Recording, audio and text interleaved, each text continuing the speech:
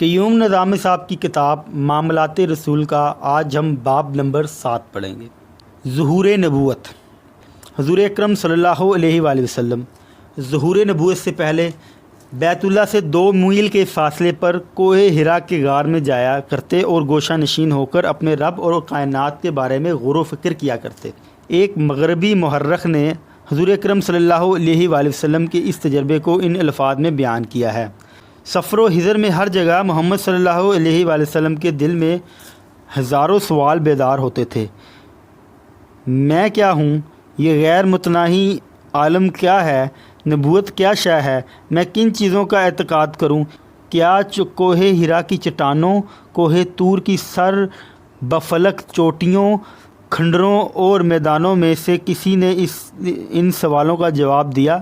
نہیں، ہرگز نہیں، بلکہ گنبد گرداں، گردش لیل و نہار، چمکتے ہوئے ستارے، برستے ہوئے بادل، کوئی ان سوالوں کا جواب نہ دے سکا۔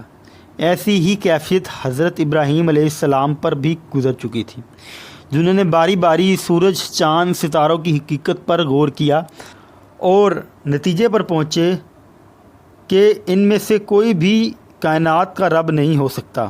غور و فکر کے بعد انہوں نے کہا، مجھے غائب ہو جانے والے پسند نہیں۔ انہوں نے خالق حقیقی کی جانب رجوع کیا تو اللہ تعالیٰ نے انہیں رائے حق دکھا دی۔ حضور اکرم صلی اللہ علیہ وآلہ وسلم کے ان سوالوں کا جواب آپ صلی اللہ علیہ وسلم کے رب نے آپ صلی اللہ علیہ وآلہ وسلم پر قرآن نازل کر کے دیا۔ قرآن کا مقصد ہی انسان کو اپنی ذات سے متعارف کرانا اور اسے کائنات کی چھپی اور ظاہری حقیقتوں سے آگاہ کرنا تھا۔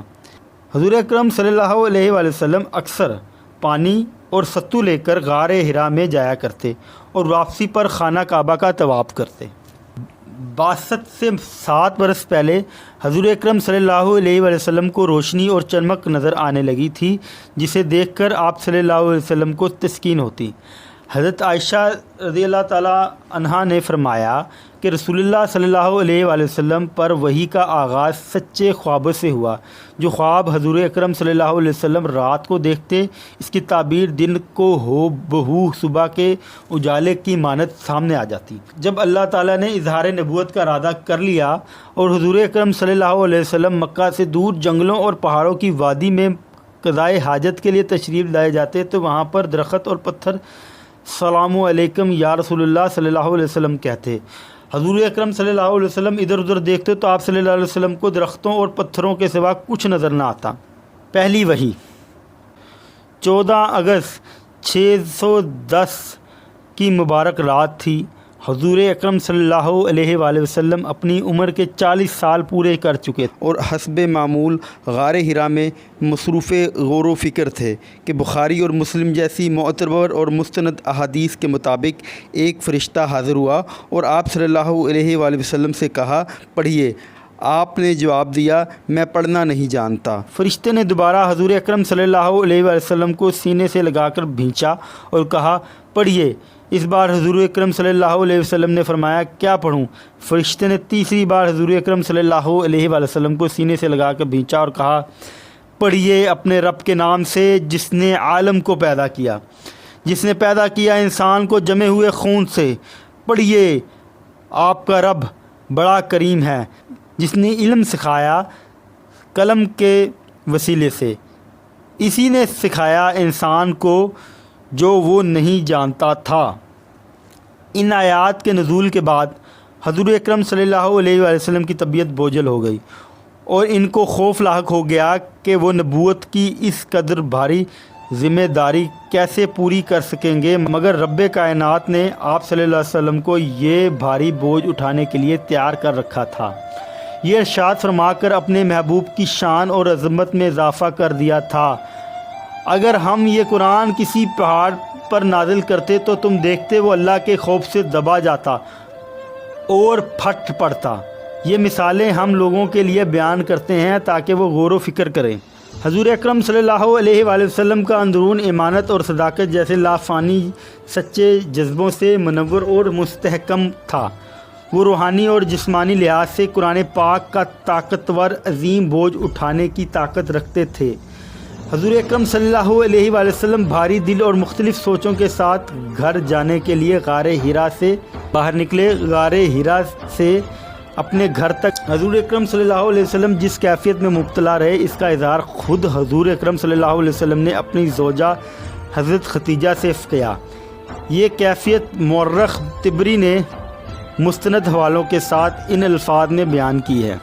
جب وہ شخص یعنی فرشتہ چلا گیا، میں کھڑا ہوا تو میری ٹانگیں لرز رہی تھیں، میں زیادہ دیر کھڑا نہ رہ سکا اور زمین پر دو زانوں بیٹھ گیا۔ کچھ دیر اس حالت میں رہنے کے بعد میرے گھٹنوں میں طاقت آ گئی، میں کھڑا ہونے کے قابل ہوا تو غار سے باہر آیا اور گھر کی طرف چل دیا، لیکن ابھی میرے کندھوں پر لرزہ طاری تھا۔ میں ابھی پہاڑ کے ٹیلے کی آدھی راہ بھی طے نہ کر سکا تھا کہ میرے کانوں میں آواز آئی، اے محمد صلی اللہ علیہ وآلہ وسلم، آپ اللہ کے رسول ہیں اور میں جبرائیل علیہ السلام ہوں۔ یہ آواز آسمان سے آ رہی تھی۔ میں نے اوپر دیکھا تو ایک شخص جس کے رخسار انسانوں جیسے تھے آسمان کی وسعت میں کھڑا تھا۔ اس نے دوبارہ کہا، اے محمد صلی اللہ علیہ وسلم، اللہ کے رسول ہیں اور میں جبرائیل علیہ السلام ہوں۔ میں جس سمت سے نگاہ ڈالتا اس شخص کو کھڑا پاتا، حتیٰ کہ وہ غائب ہو گیا۔ حضور اکرم صلی اللہ علیہ وآلہ وسلم گھر پہنچے اور خدیجہ رضی اللہ تعالیٰ عنہا سے کہا کہ مجھے کمبل اڑا دو، مجھے کمبل اڑا دو، مجھے ڈر لگ رہا ہے۔ حضرت خدیجہ رضی اللہ تعالیٰ عنہا نے آپ صلی اللہ علیہ وسلم پر کمبل اڑا دیا اور دلاسا دیتے ہوئے کہا، خدا کی قسم، اللہ تعالیٰ کبھی آپ صلی اللہ علیہ وسلم کے بے آبرو نہیں کرے گا۔ آپ صلی اللہ علیہ وسلم قریبی رشتہ داروں کے ساتھ صلہ رحمی کرتے ہیں، کمزوروں اور ناتوانوں کا بوجھ اٹھاتے ہیں، جو مفلس نادار ہو اس کو اپنی نیک کمائی سے حصہ دیتے ہیں، مہمان نوازی کرتے ہیں۔ حق کی وجہ سے کسی پر کوئی مصیبت آ جائے تو آپ صلی اللہ علیہ وسلم اس کی مدد کرتے ہیں، دستگیری فرماتے ہیں۔ آزمائش کے دوران حضور اکرم صلی اللہ علیہ وسلم کے پاس سب سے بڑا آسرا معاملات اور حقوق العباد کا ہی تھا، جو رب کی نظر میں بہت پسندیدہ تھا۔ حضرت خدیجہ کے چچا زاد بھائی ورقہ بن نوفل نے عیسائیت قبول کر لی تھی اور مذہبی علوم کے ماہر مانے جاتے تھے۔ حضرت خدیجہ حضور اکرم صلی اللہ علیہ وسلم کو ان کے پاس لے گئیں۔ ورقہ بن نوفل نے واقعے کی تفصیل سن کر کہا، یہ تو وہی ناموس ہے، خاص پیغام جس کو اللہ تعالیٰ نے حضرت موسیٰ علیہ السلام پر اتارا تھا۔ اے کاش میں اس وقت زندہ ہوتا جب آپ صلی اللہ علیہ وسلم کی قوم آپ صلی اللہ علیہ وسلم کو مکے سے نکالے گی۔ حضور اکرم صلی اللہ علیہ وسلم نے پوچھا، کیا وہ مجھے یہاں سے نکال دیں گے؟ ورقہ نے کہا، جی ہاں، جو شخص بھی اس قسم کی دعوت لے کر آیا جو آپ صلی اللہ علیہ وسلم لے کر آئے ہیں، لوگوں نے اس سے دشمنی کی۔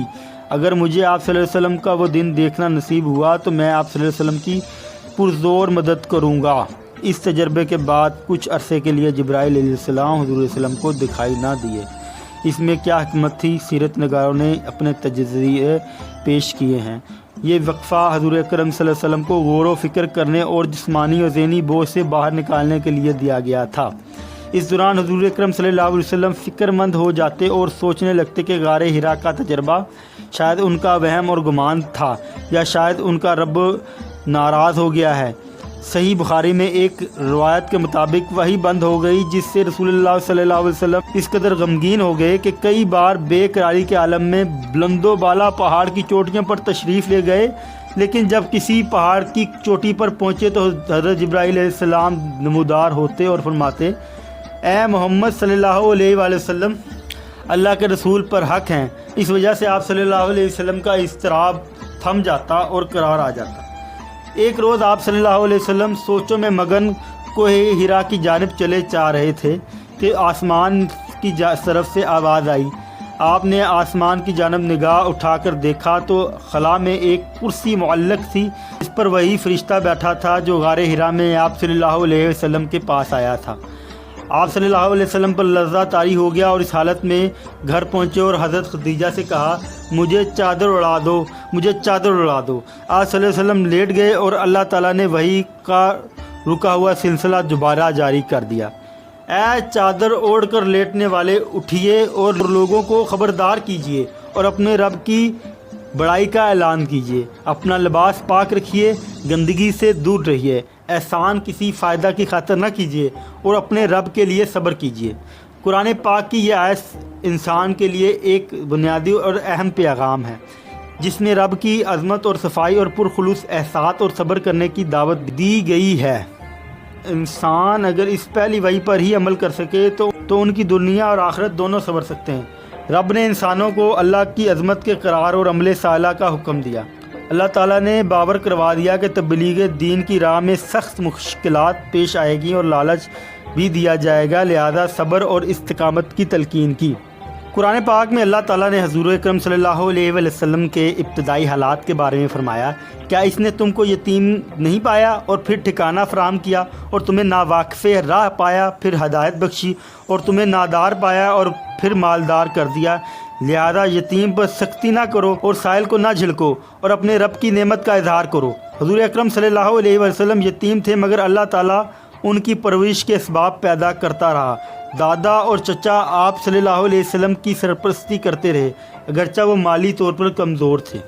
حضرت خدیجہ جیسی مالدار خاتون سے شادی ہوئی تو آپ صلی اللہ علیہ وسلم تجارت کی دیکھ بھال کر کے آسودہ ہوئے۔ اللہ تعالیٰ نے چاہا کہ حضور اکرم صلی اللہ علیہ وسلم اپنے رب کا شکر بھی ادا کریں اور ان کی دین کی تبلیغ بھی کریں۔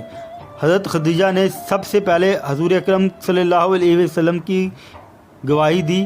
نزول وحی کے بعد پہلا حکم نماز ادا کرنے کا جاری ہوا۔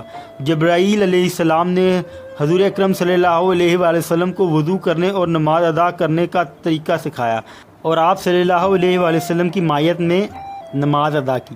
شب معراج سے پہلے صرف 2 نمازیں، 2 رکعت نماز مغرب اور 2 رکعت نماز فجر فرض تھیں۔ پڑھنے جاننے، صفائی اور احسان اور صبر کا حکم پہلے جبکہ نماز کا حکم بعد میں نازل ہوا۔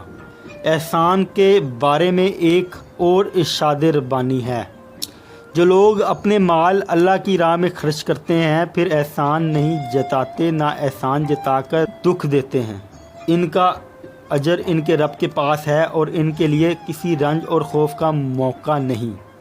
حضور اکرم صلی اللہ علیہ وآلہ وسلم جب صحرا میں ہوتے تو اونٹنی کے دودھ پر گزارا کرتے، مکہ میں نان اور خرما کھا لیا کرتے، لیکن کبھی نان اور خرما اکٹھے تناول نہ کرتے۔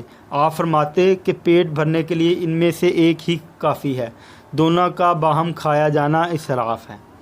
نبوت کا مقصد، پیغمبر مختلف قوموں میں مبعوث ہوتے رہے ہیں، ان سب کا بنیادی مقصد یہ تھا کہ انسانوں کی زندگیوں کو سنوارا جائے اور معاشرے کی اصلاح کر کے اس سے اللہ کے قانون کا پابند بنایا جائے۔ حضور اکرم صلی اللہ علیہ وسلم کو بھی یہی مشن سونپا گیا، جس میں وہ خالق اور مخلوق دونوں کے سامنے سرخرو ہوئے۔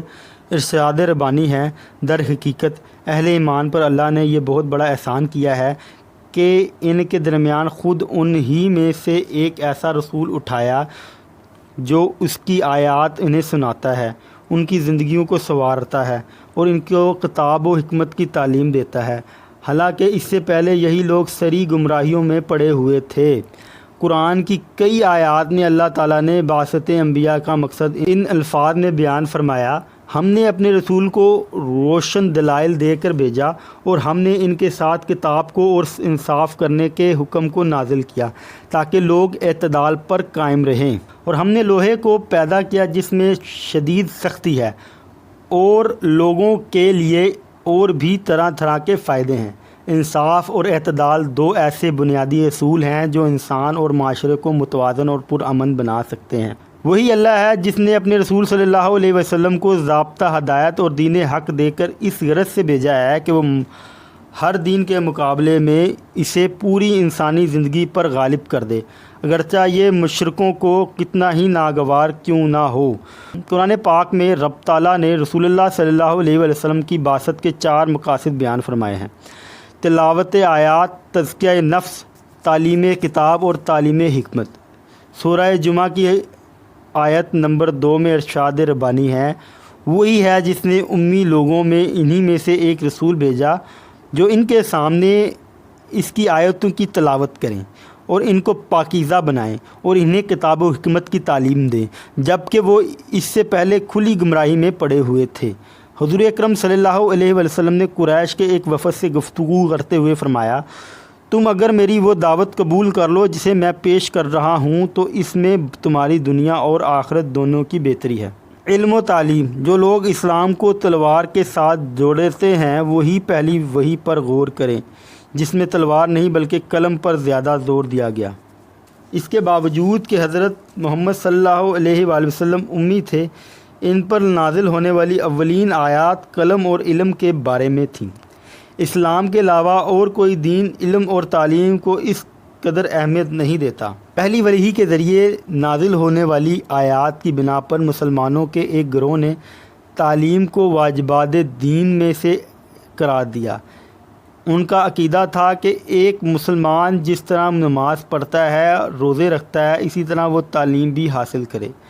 حضور اکرم صلی اللہ علیہ وآلہ وسلم علم کے حصول اور فروغ کو بڑی اہمیت دیتے تھے۔ حضرت عبداللہ بن عمرو بیان کرتے ہیں کہ ایک مرتبہ رسول اللہ صلی اللہ علیہ وسلم 2 مجلسوں کے پاس سے گزرے جو مسجد میں منعقد ہوئی تھی۔ آپ صلی اللہ علیہ وسلم نے فرمایا، دونوں مجلسیں بھلائی پر ہیں، لیکن ان میں سے ایک دوسرے سے بہتر ہے۔ ان دونوں جماعتوں میں سے ایک عبادت میں مصروف ہے اور خدا سے دعا کر رہی ہے اور اس سے اپنی خواہش اور رغبت کا اظہار کر رہی ہے۔ اگر وہ چاہے تو ان کو عطا کرے اور چاہے تو ان کو روک دے۔ دوسری جماعت میں دینی فہم عطا کی جا رہی ہے اور جاہلوں کو علم سکھایا جا رہا ہے، لہذا یہ لوگ بہتر ہیں، میں معلم بنا کر بھیجا گیا ہوں۔ یہ کہہ کر آپ صلی اللہ علیہ وآلہ وسلم بھی اسی جماعت میں تشریف فرما ہو گئے۔ حضرت انس کہتے ہیں کہ رسول اللہ صلی اللہ علیہ وسلم نے فرمایا، جو شخص علم حاصل کرنے کے لیے گھر سے نکلے وہ جب تک گھر واپس نہ آ جائے خدا کی راہ میں ہے۔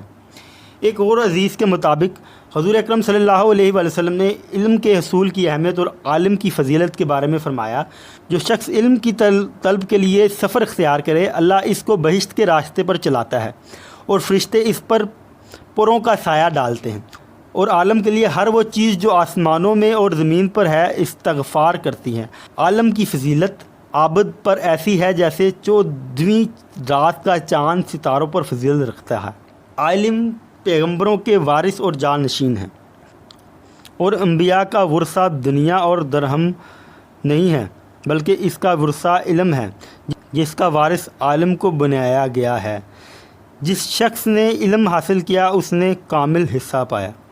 قرآن پاک میں بھی اللہ تعالیٰ نے علم کے حصول پر بہت زور دیا ہے۔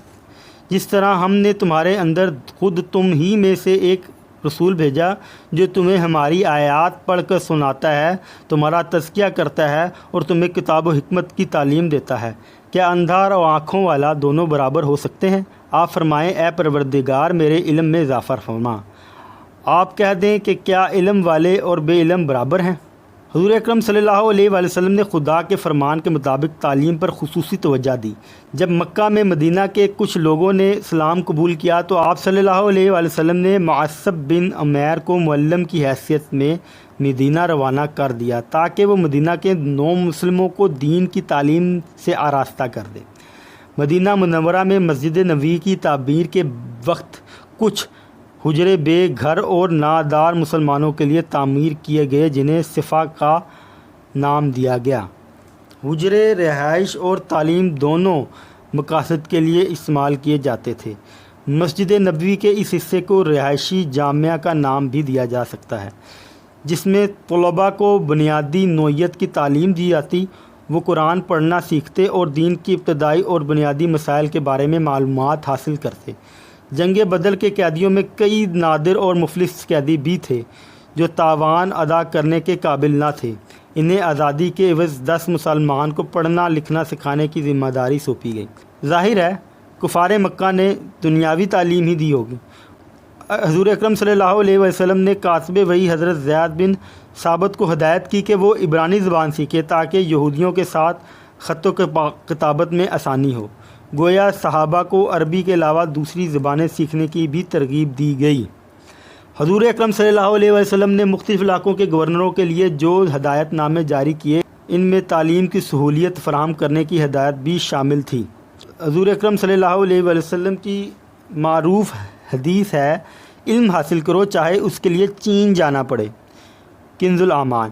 آپ صلی اللہ علیہ وسلم تعلیم یافتہ صحابہ کو ہدایت کرتے کہ وہ ان پڑھ مسلمانوں کو لکھنا پڑھنا سکھائے۔